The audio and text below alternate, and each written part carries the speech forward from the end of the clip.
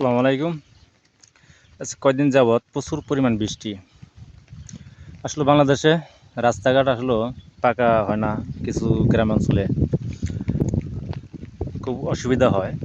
দেখেন এই রাস্তার অবস্থা দেখে যারা আমাদের বাংলাদেশি প্রবাসী ভাইয়ের আছে, চলাফেরা খুবই কষ্ট হয়ে যায়।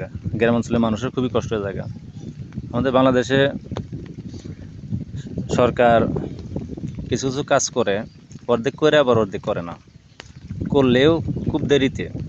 ওই যেটুকু অর্ধেক করে ওটুকু আগের মতন হয়ে যায়, ঠিক আছে। আর উদ্দেশ্য ভিডিও করার জন্য আমি করতেছি যে দেখেন আমাদের দেশে প্রাকৃতিক যে সৌন্দর্য সোনালি, হ্যাঁ, এই ধানের সৌন্দর্য, গ্রাম অঞ্চল। আসলে আমাদের দেশের মানুষ যেমন সোজা সরল তেমন আবার চালাকও আছে। অন্য দেশের চেয়ে বাংলাদেশ অনেক ভালো, কিন্তু আমি চাই মানুষ জানি গ্যাস শান্তি বজায় রাখে, সব কিছুতেই জানি মানুষ ভালোবাসা নিয়েই জীবনযাপন করতে পারে, এই কামনাই করি। আর আমারও উদ্দেশ্য যে আমাদের বাংলাদেশের যে রাস্তাঘাট আছে, আমাদের সরকার যেই আসুক না কেন, 2024 সালে বর্তমানে আজকে যে সমস্যার সমাধান হইতেছে আবার হইতেছে না, এগুলা নিয়ে সবার কাছে আমি প্রার্থনা করি জানি ভালোভাবে জানি কাজকর্ম করে রাস্তাঘাট। তো বাংলাদেশের যে সমস্ত এমপি মন্ত্রী আছে, এদের তো বলার কিছু নাই। এদের জন্য আল্লাহ তাআলা যেন হেদায়েত করেন, আর সবাইকে যেন সেবা যত্ন করার জন্য তৌফিক দান করেন। তো রাস্তাঘাট দেখেন এই যে কি অবস্থা।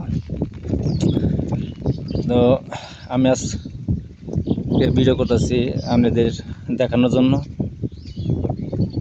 তো আমার এই ভিডিও যদি অবশ্যই ভালো লাগে শেয়ার করবেন, সাবস্ক্রাইব করে রাখবেন। আমি প্রতিদিন একটা দুইটা করে ভিডিও করে ছাড়ি। আমি বাজি ফাংশনে কোনো ভিডিও করি না। তো দেখেন আমার পিছনে ছিল এই জায়গাটা, ইন্ডিয়া গ্রামাঞ্চলে মানুষ এই বৃষ্টির মধ্যে কাজ করে, খুবই পরিশ্রম